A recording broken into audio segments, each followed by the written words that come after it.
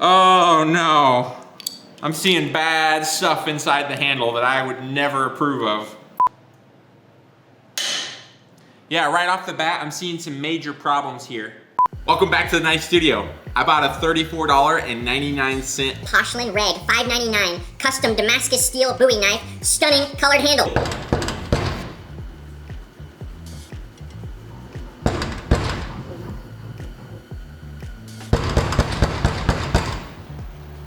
Yeah, I've got a package here for Kyle Roger. I'm Kyle Royer. Where'd he go?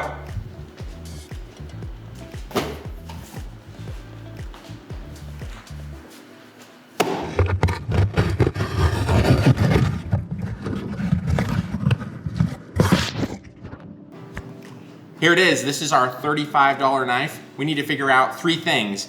Is it real? Is it sharp? And is it worth it? So let's get right into this thing and give it a good rundown and take a look.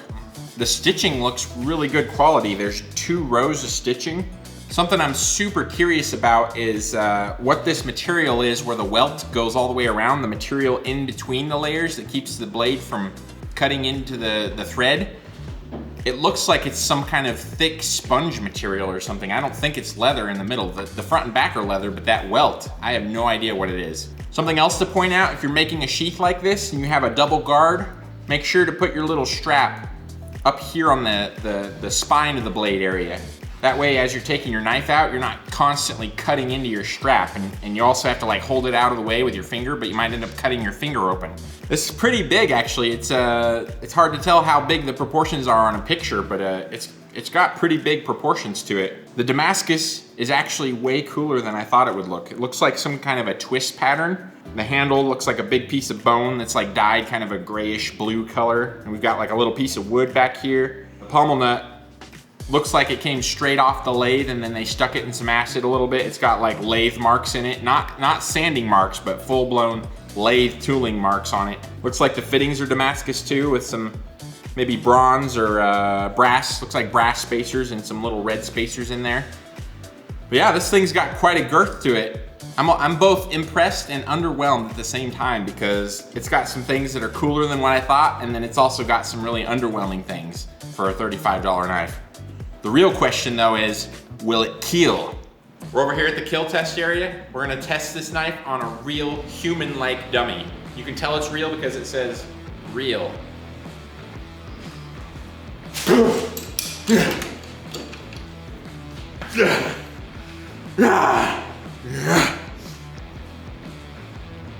It will kill. Ketchup.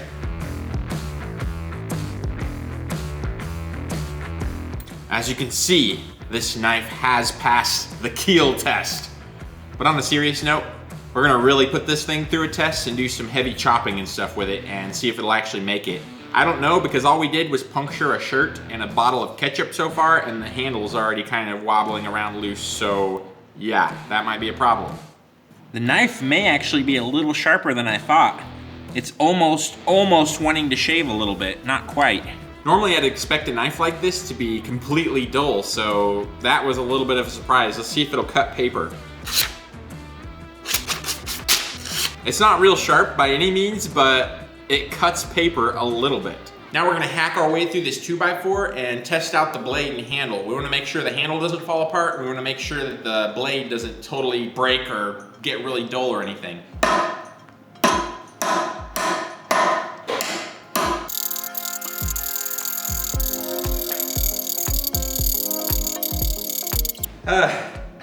Break time. Oh my goodness. I think what I'm running into here is the edge bevel is very aggressive and probably makes the blade kind of strong, but it also makes the blade like really thick, like the edge really thick, and I think it's just not cutting as well as I'd like.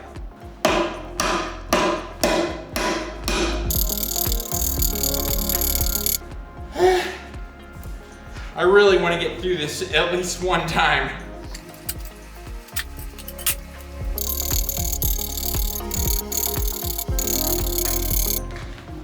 It doesn't feel like it's cutting. It feels like I'm whacking on it with something like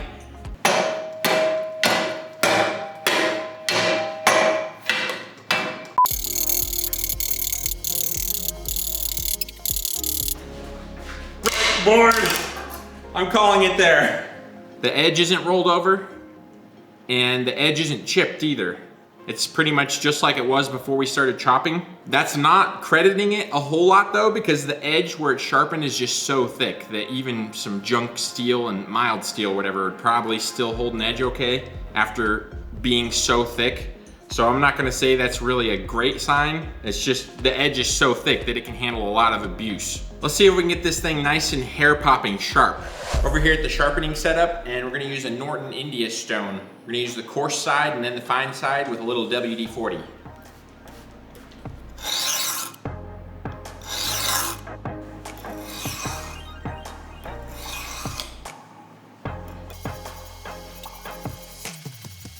Flip the stone over to use the finer side now and get the edge refined more.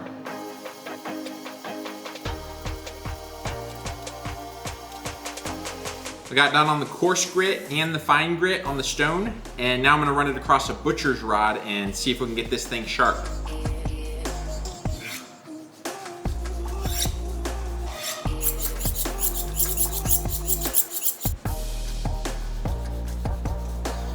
It's feeling pretty sharp. Let's see if it'll cut hair.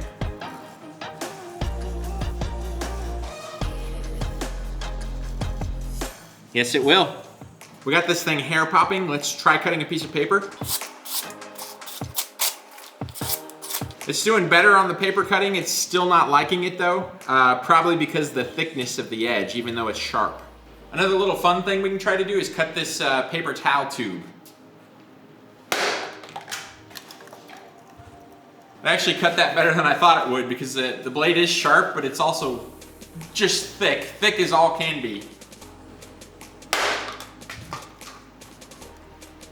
We're back at the 2x4 testing area. Let's see if it'll cut the 2x4 better now that it's sharpened. I'm not gonna go all the way through that. I just wanted to see if it's chopping better, and it's chopping a little bit better, just being sharpened, but the edge is still thick enough to where it's really resisting going through that wood. After that little bit of chopping with the sharpened knife, let's see if it'll still shave. I was chopping on the 2x4 on this area of the knife, so I'm just gonna test it in that area. It's really not shaving anymore. So after taking this knife out of the box, was it sharp? Not really. Did we get it nice and sharp? Yes, we sharpened it up, had it shaving really well, but then we did a little bit of 2x4 chopping and it went back to being about as dull as it was when we took it out of the box. Next, we need to find out if this knife's real. Is the Damascus real? Is the handle material real bone like they're saying? Over at the grinder, I'm gonna grind a little bit of an area clean, and then we'll stick it in the acid and see if the pattern etches, if it's real or not.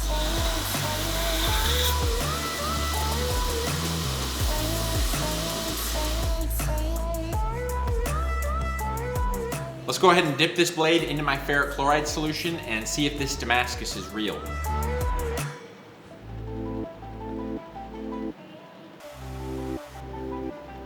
You can see the pattern etched into the steel after just a few seconds, so it's definitely real Damascus, and the pattern goes all the way through the blade. Now we're gonna get a feel for how hard the blade is by using a little bit of a worn out chainsaw file and running it over the blade. This blade's made out of 1095 and 15N20 according to the listing, and it should be around 58 to 60 Rockwell is what they say. With the blade, hopefully the file skates on the outside a little bit.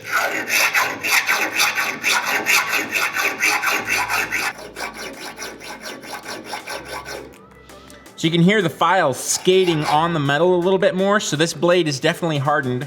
How hard? I don't know. It's not super hard because the file can still cut into it. But I'm gonna say it's probably close to what they're saying, but that doesn't mean it's not brittle or anything either. For comparison, we can file on the guard, because that's probably non-hardened.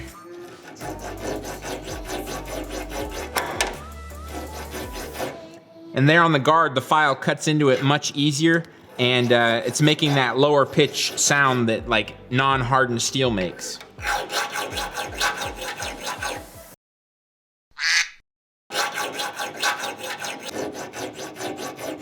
The file test definitely shows that this blade is hardened. It doesn't really tell us how hard it is, and it doesn't really tell us if this blade is gonna be extra brittle or not, or how well it holds an edge.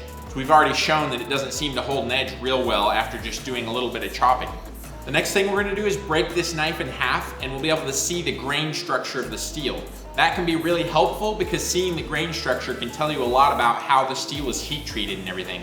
It might give us a clue as to why the blade didn't hold an edge very well. I've got a cheater pipe on here just so I can put a nice, slow, even pressure on the knife. All right, let's go till she breaks.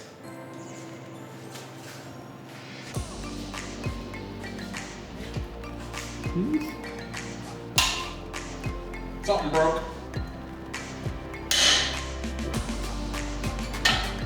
Well, that broke in a different place than I thought. Oh man. We have a handle and we have a blade now. I kind of thought the blade was gonna break off, not the tang inside of there. Yeah, right off the bat, I'm seeing some major problems here. It looks like the grain in the very center of the tang is super large. The outside part of the metal looks good. Like the grain looks pretty fine, but the center should not be large. It's really like a crystal or looking at sand. I didn't go very far with the blade and it kind of stayed bent pretty badly. I would have liked to see that blade straighten back up after the tang broke off. So that's another indication that something funny might be going on with the heat treat here. Let's finish this job we set out to do and actually break the blade in half so we'll have a large cross section to look at.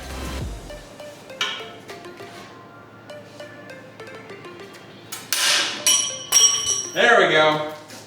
There we go. That broke off. Oh man. Oh wow, that is crazy. Look at that. Whoa.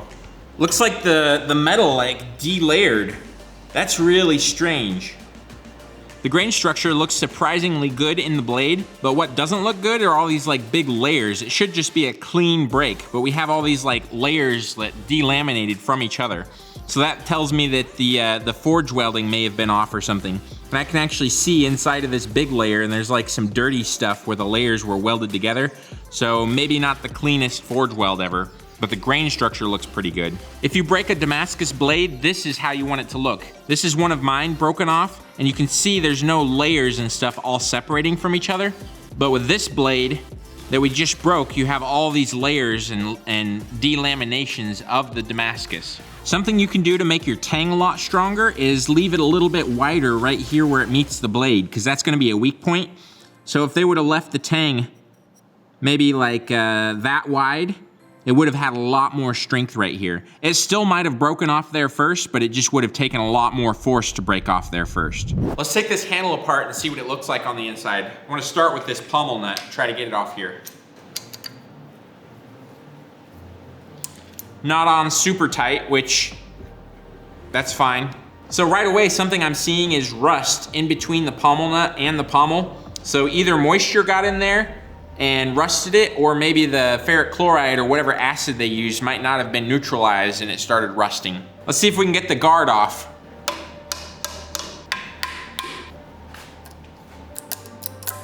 I'm seeing a lot of epoxy in here, and it looks really weird where the epoxy broke off, like the texture of it. I don't know what kind of epoxy that is. Seems like all that's attached pretty well. Let's go ahead and just break this handle in half and see what the tang looks like on the inside. Whoa, whoa. That handle kind of broke off there real quick. Oh no. Oh. I'm seeing bad stuff inside the handle that I would never approve of. The tang on this knife is literally less than 1 inch long, and then they just MIG welded a mild steel rod to it. The reason I think it's mild steel is because when we go to bend it, it's just like super flexible. That's mild steel. That's not even carbon steel or anything hardened. This tang is way too short. It's not even 1 inch long. That basically meant all the stress that we put on the handle sideways was right there, because this is all soft, so it's just gonna move. So that's probably another reason why it broke off right there. It was $35 though, so yeah. And then inside the handle, I don't even know what's going on here. You can see the handle material itself was just paper thin. Absolutely paper thin. And then I think it was just filled with epoxy, but I'm not even sure, because I hit it one time with the hammer and it just shattered, and I can't even find the rest of it.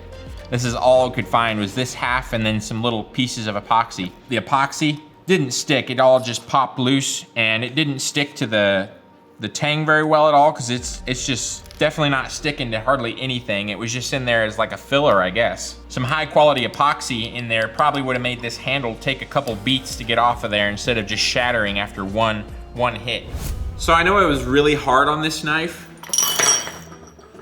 but really, in all honesty, it did really well for being $34.99. I don't know anywhere else you could get a Damascus Bowie knife blade that would actually hold up to that amount of abuse and actually look somewhat pretty and everything for $34.99.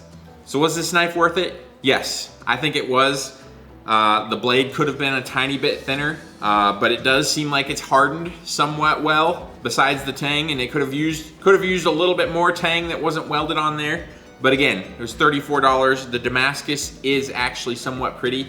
It's a nice looking kind of twist pattern, and it was $34. I mean, for $34, I couldn't even sharpen a knife probably, let alone make one and sell it to you. That's Damascus. It was definitely fun to find out what a $34.99 knife would do, and it actually surpassed my expectations quite a bit. When I was just starting out in knife making, my mom would get me some really cheap fixed blades as like an inspirational thing that I could just have and hold. And if mom had gotten me one of these when I was young, I would have absolutely loved it, because I had nothing at that time period that was actually Damascus. So this would have been really inspiring back when I was 12 or 13 or whatever. Would have been cool to see an actual Damascus knife and have it in my hands and study it, and then go out there and make my own Damascus. If you want to check out this knife and see what the full description of all the details and specs were on it, and maybe get one for yourself and play around with it, the link is in the description. Not a sponsor. Thank you for watching, and may the forge be with you. Bye-bye!